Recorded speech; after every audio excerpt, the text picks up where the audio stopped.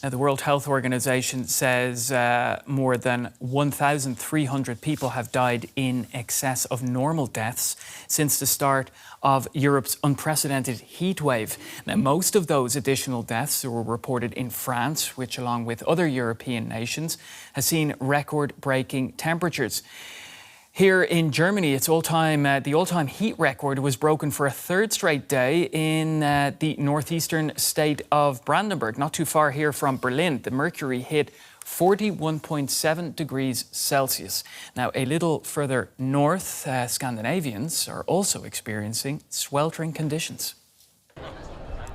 Denmark, a northern European country that more people associate with snow and cold than extreme heat. But this weekend, Denmark registered its highest temperature ever, 37 degrees Celsius, breaking the previous record from 1975. In the capital, Copenhagen, the heat wave was the hot conversation topic among people seeking relief at the waterfront. The heat in the summer combined with the lack of snow in winter that we used to have before, I mean, just in my short lifespan, there's a very noticeable change in weather all throughout the seasons. I don't think anyone is built for these kind of temperatures, really. But you just gotta stay hydrated and stay in the shade and watch out for your friends and strangers. Europe's large elderly population is of particular concern. A lesser heat wave back in 2003 was blamed for some 15,000 deaths in France alone, most of them older people. France's interior minister says this time the country is better prepared. We have learned all the necessary lessons from the various heat waves that have struck our country, and of course from the one in 2003. We have been able to anticipate, adapt, and respond with great speed. It's not just people struggling to cope. In Germany, which also saw new record-high temperatures this weekend, some roads have cracked and burst due to the extreme heat.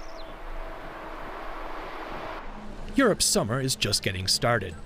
The unprecedented temperatures this early in the season are renewing concerns about climate change in the world's fastest warming continent. Now let's talk about the weather with Professor Mojib Latif from the GEOMAR Helmholtz Centre of Ocean Research. He's one of Germany's most renowned climate scientists, and he has studied global warming and extreme weather for decades. Professor, as a weather phenomenon, heat waves are nothing new, and it also seems like a no-brainer. We have climate change, the world is warming, so heat waves are getting hotter. But is it really that simple? Yes and no. In the first place, this has been truly a historical heat wave. So we have broken several records. To start with, we have measured the highest temperature ever in Germany, daytime temperature. The same is true for the nighttime temperature. We never measured that high nighttime temperatures, just under 30 degrees Celsius. And the third thing I would like to mention is that this heat wave occurred so early in the year. So summer has just started, right? We are just still talking about June, okay? And all this is, in a way, a new phenomenon. And yes, it is to some extent unexpected. Mm-hmm. Now, I've been hearing a lot that this year is also an El Nino year, and a strong El Nino year. You actually wrote your PhD on that phenomenon way back 30 or 40 years ago. But some say it also plays a role in this heat wave, El Nino. Does it? No, it doesn't, because first of all, Europe is not much affected by El Nino. And if there is any influence of El Nino on Europe, it will happen in winter, in northern winter. And so this heat wave is mostly, I mean, you can't understand it without global warming. What do you mean by that?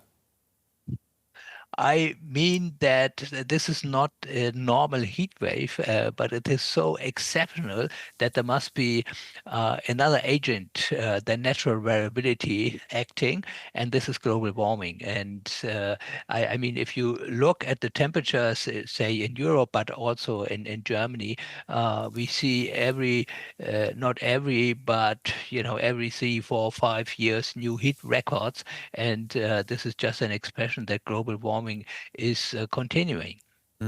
Now, you have worked on the issue of climate change and global warming for more than 30 years. If you look back at your prediction back then, where do we stand now? Is it less serious than you thought, or is it worse than you predicted back in the 1990s, perhaps? I think, if I may say this, global warming is on track. And so pretty much as we have predicted it some decades ago. But I think what we don't realize is there is something like exponential growth. Okay, so things start slowly accelerate, and then they accelerate more and more. We know this phenomenon from the corona pandemic. Okay, but this is also a feature of global warming, and so we are surprised again and again, by these new records. But from the perspective of a scientist, this is nothing that is that unexpected as it is perceived in the public. So let's talk about adaptation to climate change. We can't stop it in the short run. So how, on a national level, for example, can we react? We must react on a national level, but we can't limit global warming from a national perspective. Global warming is a global phenomenon. It is irrelevant where greenhouse gases like carbon dioxide, CO2, get into the atmosphere. But what we can do is we can prepare, okay, what is ahead of us. And this will be, on the one hand, more severe heat waves, higher temperatures, new record temperatures. But on the other hand, we should not forget this, also more very heavy rainfall events. Okay, so we have adapted in both directions, more drought conditions, more heat waves, but on the other hand, also more heavy rainfall, more serious rainfall, and more flooding. Now, but as a country, you say we need to prepare. What can we do to prepare? And do you see recent and the current governments doing enough to prepare for the consequences? Frankly, I must say, on the one hand, we are not prepared, and on the other hand, I don't see that we are doing enough to adapt in some way to global warming and to the consequences of global warming. I mean, if you look what happened during the last days, the Deutsche Bahn, so the railway company, suggested not to travel with the railway, and we have seen that Autobahn, right? So streets have been closed because the damage through the heat was so strong. And I think we need to develop really a national plan how we adapt to this. Also health-wise, where we have every year we have thousands of dead people due to the heat. Okay, and our hospitals must adapt. Our homes for old people must adapt. The kindergartens must adapt, and nothing is really happening. So I'm really upset a little bit that the government is not really acting as it should, and especially not with the speed it should act with. Now, this is a difficult question, but maybe you can answer it. Now, if by some magic trick we could cut global CO2 emissions by, say, to pre-1990 levels, if we could do that, when would we see results? Well, it takes decades. I mean, we are talking about an inert system, and inert systems take time to respond. Okay, and now it also takes time to slow down. So I believe, although I don't want to be a pessimist, but I believe that we can't really meet the Paris goals. So of the Paris Agreement, which says that global warming should be limited to well below 2 degrees, and if possible to 1.5 degrees. But either this year or next year, due to El Nino, we will pass already the 1.5 degree limit. And due to the inertia, the physical inertia, but also the socio-economic inertia, because we won't immediately cut carbon dioxide emissions or greenhouse gas emissions significantly within 1, 2, 3 years.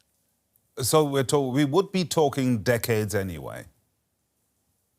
Yeah, absolutely, but it depends on the variable you're looking at. Temperature responds a little bit faster, but sea level, for instance, responds very slowly, and due to the large inertia of the continental ice sheets, Greenland and especially Antarctica. So sea level may even continue to rise for many decades or even for centuries. And my last question, a brief answer if you can. Do you think that this current heat wave could be a turning point when it comes to how Europe adapts to extreme heat? I hope. I mean, we had so many wake-up calls. I hope this is the last one. Mojib Latif, the meteorologist, thank you very much for sharing your expertise with us. You're very welcome. For more on this heat wave, Jenni Graham, DW's political correspondent, is here with me. Jenni, great to see you. So, I mean, this heat wave has been difficult, to say the least. It's really, really hot outside still. Many workplaces, as well as schools, which of course are workplaces too, hospitals, public transport, homes just don't have air conditioning here in Germany. So what advice have authorities been giving to people as these temperatures really peak? We actually put that to the government spokesman on Friday at the kind of regular government press conferences that take place. And I can quote him directly here because it's stuck in my mind. His advice was, don't forget to drink water, drink water, drink water. Now, you would imagine that that's a given and not really any kind of official advice. Seek out cool spaces, museums, cinemas, places with air conditioning. Now, here in Germany, not many places have air conditioning, even in apartments. Sometimes in older buildings, you cannot install air conditioning there. Shopping malls are usually a good place to go and hang out to cool down, but many people watching us right now might not be aware that in Germany, very few shops are open on a Sunday. So even the kind of traditional places where you would go to cool down, they're not open today. And really, the infrastructure here just isn't really built for this heat. You know, we're in Berlin, that's probably in recent decades been more fit for, you know, colder winters rather than these hot summers. So the infrastructure really isn't working. Well, tell us then, who's being hit hardest by this heat wave, and is it exposing deeper social inequalities here in Germany? The very young, the very old, the people who cannot regulate their temperature as well, they are being affected. Homeless people, for example, you know, they simply don't have a place to go to cool off. One of my colleagues yesterday was out in the streets of Berlin talking to people about the heat. And she met a homeless man who actually had a place in a shelter, but the conditions in the shelter, the temperature there was just too much, that he was choosing to cool off in a shaded corner of the street rather than indoors. So it's things like that. As far as it exposing inequalities, the crux of it is, if you're rich and you can afford an air conditioning unit in your home, you will be more comfortable. If you can't, you won't.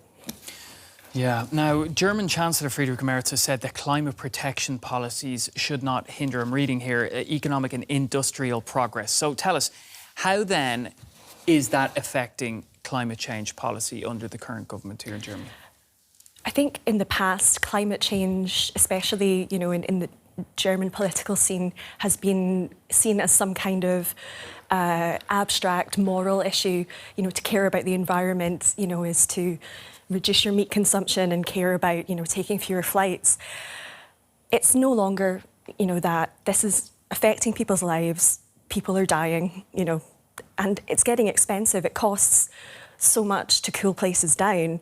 Now, Chancellor Merz, he's been criticised for perhaps not being ambitious enough with climate policy. At least that is, you know, the opposition Greens in the Parliament. They're very critical of him for that. And he's also been criticised for perhaps being too business orientated. It's very expensive for businesses and companies to bring in these climate measures.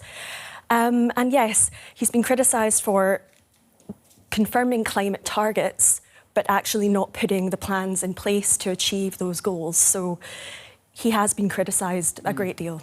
Tell us, what's the public appetite like for stricter green policies in Germany that could tackle or at least deal with the issue that we're dealing with right now?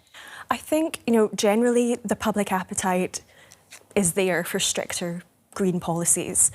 I think people do support being a bit more ambitious, a bit more maybe even radical, you know, in implementing taxes, climate taxes, contributing financially to achieve these goals, because simply we'll have to in the future if it keeps getting hotter. Things like moving towards renewable energy, away from fossil fuels, the so-called energy transition here in Germany. So really there is broad public support for this. It's just implementing it.